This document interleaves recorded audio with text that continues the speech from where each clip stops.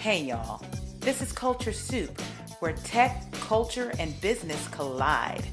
It's a podcast that spoons up everything hot from social media. I'm your host, L. Michelle Smith, and each episode we bring you some of the most notable and not yet notable thought leaders in tech, business, and culture.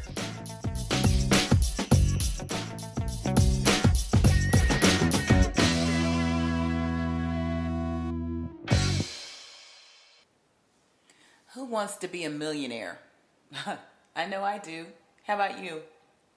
Well, sometimes the wealth that we accumulate, if we're smart about it, comes about because of circumstances. And sometimes you're not planning to be a multimillionaire. Sometimes you're not planning to be just a millionaire. Some of us aren't even planning to be a thousandaire. But because of situations in our lives, we make do. Some of us better than others. I was thinking of how there's a time frame that's going on right now that some are calling the Black Renaissance. What does that exactly mean? I'll give you my take on it. So, Black people have always been creative. We've always been entrepreneurs. We've always been excellent. That's not the point. The point really is around access, and the internet is one of the main factors that has given so many underrepresented groups, especially Black people, access to create, to start businesses, to innovate in ways that they hadn't before and kind of in our faces. I thought about that for a while, and it made me think of a new friend that I made recently. I had the pleasure of hosting the opening plenary session that was focused on technology at the National Association of Black Journalists back in August in Detroit, Michigan, of all places, where we're seeing a renaissance all its own. During that session, we had a panel discussion that was hosted by Nightline's Lindsay Davis from ABC News and a lineup of thought leaders to talk about how journalists could leverage technology to do better storytelling. On that panel was a 20-year-old multimillionaire, and his name was Jaylen Bledsoe. And before we even kicked off, we were in the midst of sound check. Jaylen made his way over to me at the podium, and he gave me some notes on his bio, but we hit it off and noticed that there were some things that we could connect on. And so we decided to do that after everything was over, and we have, and hopefully we'll be able to collaborate moving forward. But I wanted you to meet Jaylen, because Jaylen did exactly that. He has leveraged the internet in a way that has merited him success and excellence. And he did it out of the sheer need to do better for himself and his family. So without further ado, I want you to meet Jaylen Bledsoe, CEO of Bledsoe Global Group.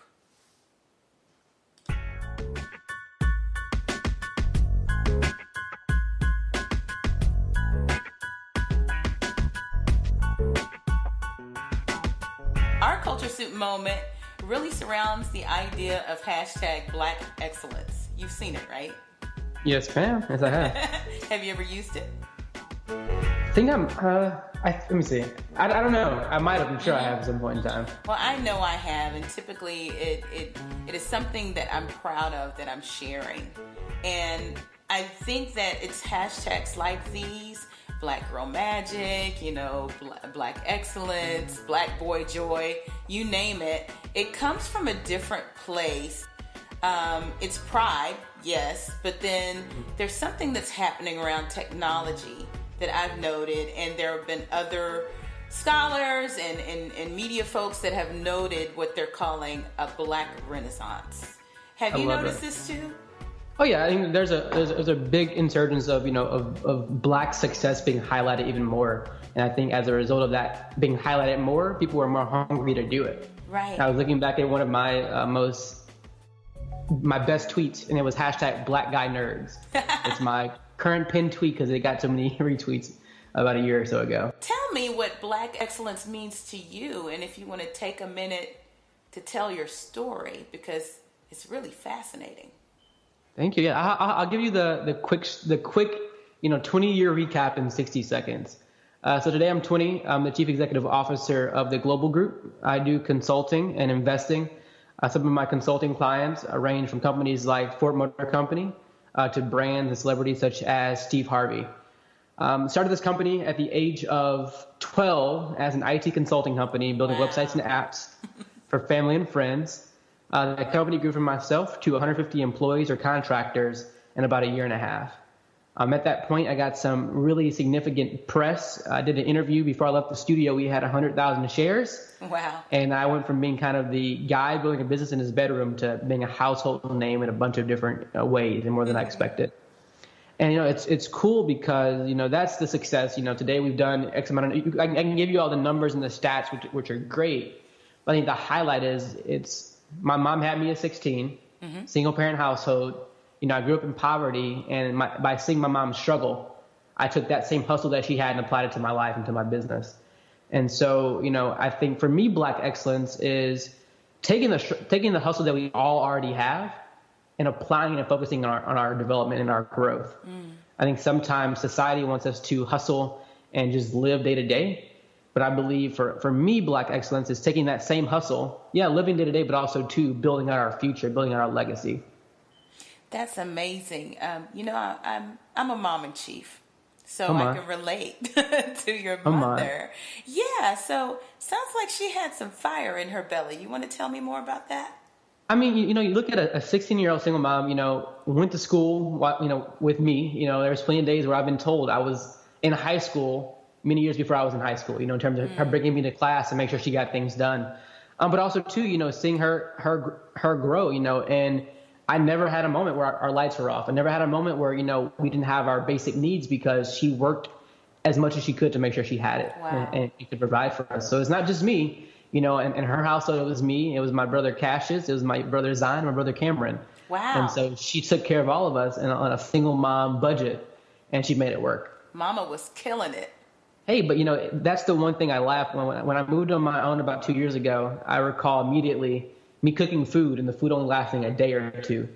But I remember my mom spending a lot less money, half as much money as I spent on food, and making it last for a week or more. Isn't that? And so it's just the power of a Black woman. I got to learn how to take that and apply it to business and to life, because she knew how to make it happen. So it's possible that when Jesus fed the 5,000, he might have had a single mom along. Hey, that's what it was. He had a Black single mom waiting in the back, cooking it up. There you go. So 12 years old, Jaylen, what moved you at 12 to start a business? For me, it was both seeing that poverty. I hated being poor. I've always feel like God gave me a gift of bouginess or high expensive taste before I could afford the high expensive taste. And plus, I was also a fat kid who liked Snickers. So, I didn't want to be told no to my king size Snicker. Oh, wow. And so I've always kind of had this way of finding money. I remember when I was in third grade cutting grass over summer. I cut grass one time, but I made thousands of dollars. Ultimately, because it wasn't me cutting that much grass. I realized that grass cutting was not for me, but I was able to go out and find someone who liked the love of cutting grass, find those who need their grass cut, and bring them together. So I've always kind of had this mentality of entrepreneurship and connecting the need with those who could provide and meet that need. Amazing. And so for me, at 12 in a technology company, that was just years of me already building out websites and learning how to code on my own. So when I was in sixth grade, I taught myself to program, 7 languages out of 10 books over 4 weeks in my sixth grade summer. Jeez. And that was just me having fun. Okay, wait, stop. I struggled. Well, I got basic. I learned basic and I say basic, you're going to say, how old are you, Michelle? But I don't ever say that to a woman. Well, okay, good for you. Your mother taught you well. But my dad taught me basic when I was about 12, right? And so that was easy. But when I got to college, and we're talking mainframes here, it's kind of scary, but we had to program Pascal on mainframes. So we didn't have computers in our room. The internet didn't exist. And you know what? Here's the thing. This wasn't that long ago, okay? But anyway, what I had to do, I had to walk all the way over to the Sid Richardson building, which from my dorm was a ways to go to do my homework. Wow. And my dad was concerned that it was at night in the dark. And so he didn't want his baby girl doing that. And he happened to program first generation computers. It always helps to have a dad like that. So he found one of those mainframe terminals. You know, they're dummies. They don't have a CPU inside of them, right? And he found one of those for me at what they call it, a Second Saturday, where they had the computer sales where you could like buy all the parts and build computers. So he bought one there for cheap, put one in my room, and don't ask me how, he dialed into the mainframe for me. Now this thing took forever. Forever. I mean, you probably don't even remember dial-up, but you remember it used to do that, right? I've been told that was a noise. I don't remember that noise, but I've been told that was a noise. Trust us about the noise. And then when you got on, you couldn't backspace to delete. What? Yeah. So I made a B in that class. And I think with today's technology, I should be able to go back. I don't want to, but I should be able to go back and ace that course. You know, it reminds me, I think I saw an article, last year, and you just look at how technology has evolved. Someone was running, I think it was Microsoft XP on an Apple Watch. Wow. You know, and so it's just crazy to think about how technology has evolved. So that way, you know, at one point that took a lot of work to do what you were doing, but today it's so easy, quote unquote. And so the systems we have today, you know, our phones are more powerful than the computers that took up entire rooms 20 years ago. Yeah, and that's just it. My dad was with the U.S. Defense Department and the U.S. Department of Labor, and he would literally walk into rooms that were filled with a computer, like the ones you saw in Hidden Figures, right? And they needed fans because they emitted heat. What? And he was on punch cards. Yeah, see, I did programming when it was easy. I taught myself 7 languages out of 10 books, and they were all for dummy books. So, you know. Wow. So which languages were there? I'm intrigued. Let's see. So it's HTML, CSS, your basics, PHP, Visual Basic, C++, C Sharp, and I think Python. I think that's 7. Yeah. I taught myself HTML. So it's kind of funny. You know, I had somebody design my site just recently. It just launched, and amazed at the back end of WordPress. It's just drag and drop. But amazing. It's cool to be able to flip over and see the HTML and tweak it if I need to. You know, it's one of the best things in the world. You know, this moment validated WordPress for everybody, because in the Obama administration, they actually relaunched the whitehouse.gov website on WordPress. Wow. And so it just shows you how powerful that is, but how accessible it is for everyday users. Totally. I use it for Black Enterprise when I log my stories. Really? Yeah.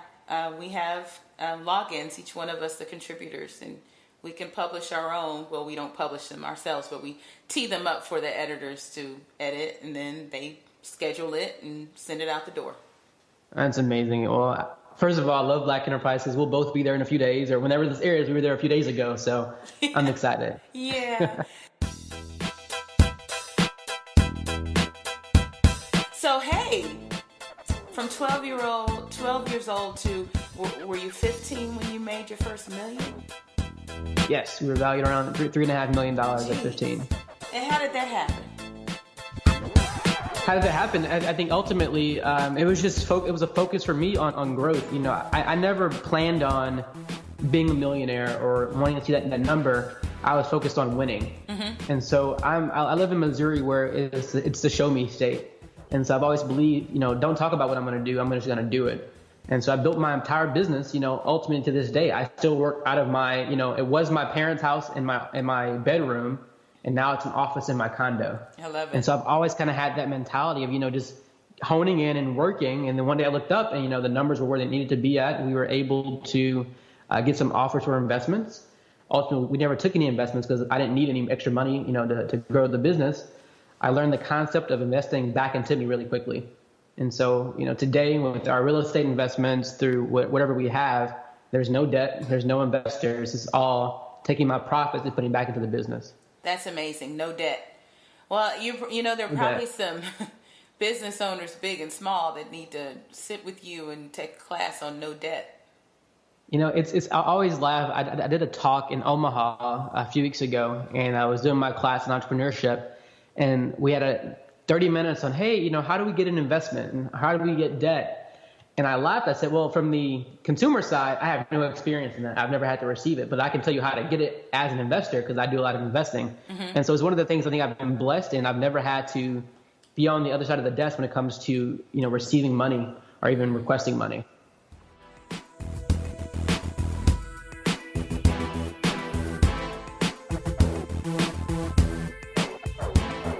What brings you to this moment? So really, you know, I mentioned the story went viral, and ultimately that virality, I began to get phone calls from everybody and their mom or grandmom or daughter or supposedly wife in Africa that I had. I got a lot of emails, right?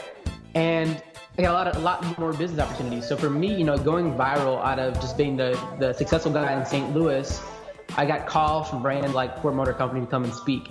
And then for me, when I look at relationships, I never look at anyone and saying, hey, give me money. I say, hey, how can I assist you? So with Ford, I went and spoke at one of their events for free and met the right contact within the company and signed on Ford as a client for one of their campaigns for us to serve as the agency and record for that campaign. Wow. And so I've always kind of just looked at, you know, how do I build true relationship? Because that's what drives success. And so the company from myself to, you know, 150 employees at 15. Today we have over 360 employees or contractors. We've done campaigns with some of your largest brands and businesses. We've supported in the business structuring for brands and businesses and business development. So I think how I got here and what brings me to here is I focus truly on authentic relationships.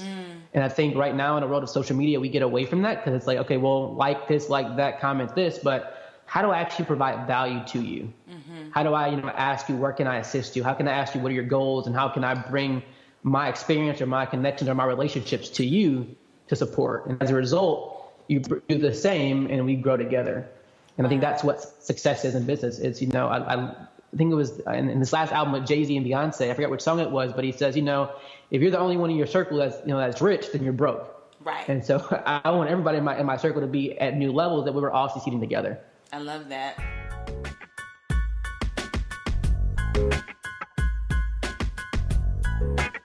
You're a Gen Zer, a centennial, yes.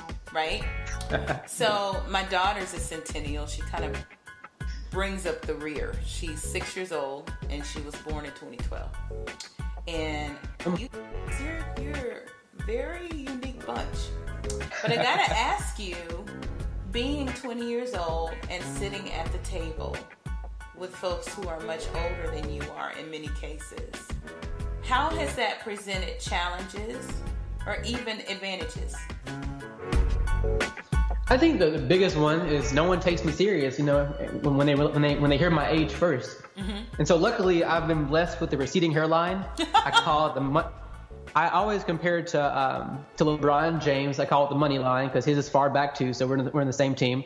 And I never lead with age. I lead with experience. And so I walk into the room and look at, you know, how do I show what I've done? Mm-hmm. And how do I provide value to you off the bat? So if I'm going to go do a proposal, my first, you know, month on the job is going to be free or a consulting basis for no money, for little money, you know, and I'm going to go in there and win and create big wins. That way that justifies higher pay. Mm-hmm. I think at the same time, I think the young factor does great with press. Ultimately, I've always told myself, if I had the success I have today as a 30-year-old, no one would care. True. You're another one. And so I think there has been a lot of benefit, you know, being the young millionaire, the teenage millionaire, that's played out great to even get me more clients. You know, one of my biggest fears forever, and it still is today, is like aging out of the fun. Yeah. Mm-hmm. So I know like every December when it comes to speaking, I make no money ever in December from speaking. And so every December I get like, oh my God, I'm getting too old. No one wants to book me anymore. But then January comes, I get more money. So it works out fine. But like every December, I'm like, okay, I'm getting old. I'm aging out of this. What's my backup plan? Well, and that was going to be my next question. I mean, you're the business prodigy, right? Mm-hmm. And yes. You hear this about, you know, young musicians, young stars. But you know what? You're in an industry that's always changing, and you can stay ahead of the pack, don't Yeah. you think? Just because of the nature of your business. So will Yeah, it you know, really matter how old you you know, are if you're doing I that? think for me, I've had to really hone in over the last, I would say, year. What am I doing and what am I doing it for? And so then there was an element of where my success was, yeah, both in business, behind my desk and making money, but then it also I became the influencer. I became the guy speaking on stages. I became the guy who people want to give book deals to. And so I had to, take a moment and look back at myself. Am I doing it for the influencer status, or am I doing it for a successful business? Right. And so I know for a fact the influencer status, may wane, may slow down because of age, and that's fine. And so I've had to really put my focus on revenue on the business side, focus on growing, focus on consulting clients. As long as that basis is successful, then influencer or not won't matter. And I think that's a big thing with social media, where I have to, it becomes a challenge because you see a Gary Vaynerchuk who is, a great business guy, but also a really big influencer. Right. So you have to really evaluate in this time of life, am I wanting money, from my revenue and hard work, or am I wanting it because I got Instagram famous or whatever you're famous on? Right. It's interesting to hear people use the word influencer these days in the internet age. It's very different. Yeah. And someone had to remind me, because I am in communications, I am in marketing, I deal with these influencers, quote unquote, every day. And so I look at their followings, and of course we look at their clout scores, and we make sure that we see their engagement is on point before we get involved with them and pay them money. I was having a very interesting conversation with a few colleagues and advisors of mine around employee advocacy and how employees are leveraging their influence on behalf of companies to broaden the company message. That's good. What gets lost in there is that because we are regular people, quote unquote, we're not Insta famous or what have you, we undervalue what essentially is our personal brands. Yeah. And our personal brands and our social networks, even if they're small, they have value because these are the relationships. We're back to that again. Yeah. That we have cultivated over years and years and years.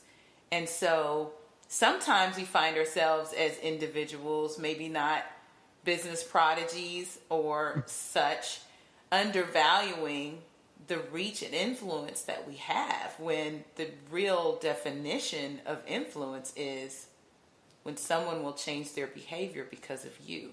And that can happen in real life.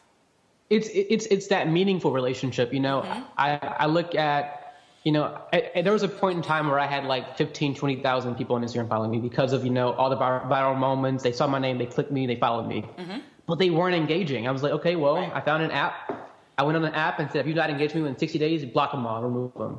And so I removed literally 13,000 people off my Instagram because they weren't engaging. Right. I didn't want numbers. I wanted engagement. But even offline, I look at how many deals I've brokered between friends and clients where it's a $50, $60, $70 million funding deal, from a client because I was able to make a phone call or send a text and make it happen. Right. And so there's so much more value, I think, beyond the online space. And that's why you have to identify, why are we doing this and what's my win doing what I'm doing? Right. If it's for social numbers, then okay, then you do that and you win or you fail. But if my goal is really to build meaningful relationships and grow my own business and be successful there, then that's my focus and that's what I'm going to do and that's what I'm going to win at. Right. And you know what? My prediction is, Jaylen, you're going to be just fine. And let me tell you why. Come on, give me the reason. I actually stopped following somebody who's pretty famous on Instagram and on Twitter because they have become more so of this internet famous and less about their skills. And for people like me who are looking for value, that value people based on the incredible work that they're doing, that's what we really want to see. And then suddenly all I'm seeing is red bottoms and private jets around the globe. It kind of tapped me out. And I read something today where they were talking about personal brands and they were saying, the importance, the thing that fuels a personal brand is every once in a while, besides the digital platforms, besides the social platforms, besides the followers, is you have to do something remarkable. Mm-hmm. And if you are constantly innovating and you're honing your craft and you're sharing content that is thoughtful, you can maintain a brand. But if it is all about red bottoms and private jets and things like that, you might peter out. You know, and one of the things I've looked at as I look at my brand and look at what we do through my foundation, I spend a lot of money, and I get a lot of money from organizations to fund our nonprofit work and our camps and our classes. You know, I just had an event in St. Louis where we raised, a lot of money, both through ticket sales and sponsorships to help a community learn how to start a business, how to take their life to new levels by focusing. Mm-hmm. And so I brought in my friend Winton Harvey, who's Steve Harvey's son, and a guy named Eric Hercules out of New York, who's a phenomenal 26-year-old photographer who has his work, in Times Square on billboards. I brought them in to have a conversation from their experience, and they're both social influencers per se, but they didn't generate the money I generated in that weekend. They got paid a speaking fee. Mm-hmm. And so as my organization, I was able to better support those in the room by utilizing my relationships, my resources to give them value. Totally. And then on the back end, our sponsors came in, but I look at the same thing, I've flown on plenty of private jets, mm-hmm. But no one on social media would know that because that's not my goal. My goal isn't to show what I've done or what I can do. It's how can I help you? What can I show you? What can I teach you? Because ultimately you want to be where I'm at. I don't have to validate where I'm at with the picture. I know where I'm at. Right. How can I help you get here? I love it. So Jaylen, what's your current project? What do you want people to know about that you're working on right now? Current project.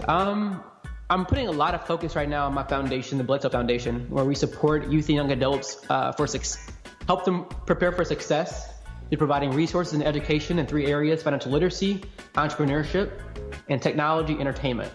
And so we do camps around the country right now, programs, flagship events in St. Louis where we're teaching high school students and young adults on how to start their business. It's the Bledsoe Foundation. You can find out information on my Instagram, Twitter, Facebook, or my website, which is all JaylenBledsoe.com. I have a heart right now to give all I can, so that's my biggest focus. That's excellent. Jaylen, it has been a pleasure speaking with you on the Culture Soup podcast. And the soup was great. I'm full. Awesome. That's the intent. So listen, where can we follow you on social media? Everywhere. It's Jaylen Bledsoe, Jaylen Bledsoe, Bledsoe. Awesome. Any books we need to read? Anything that's about to drop that we need to do? So I don't have any books yet. I'm working on it. But the book I would recommend, it was my word for the year. My word for the year is focus. Mm-hmm. And so the book you have to read is called The One Thing by Gary Keller.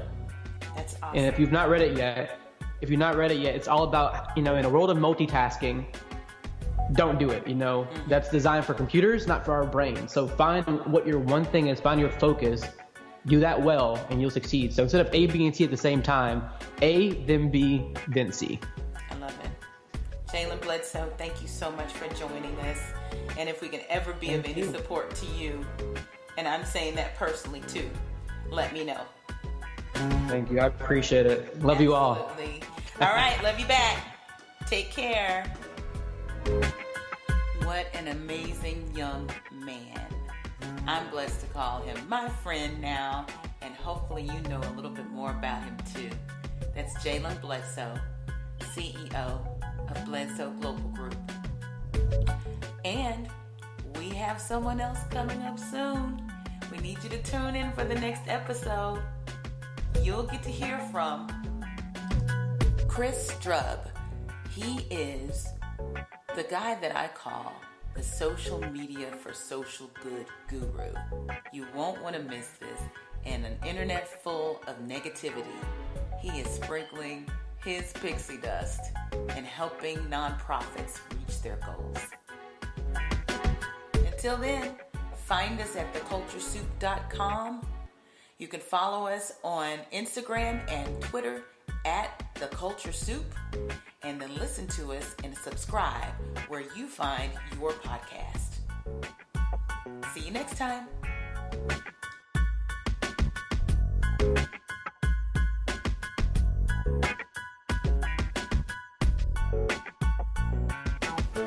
The Culture Soup podcast is a production of No Silos Communication.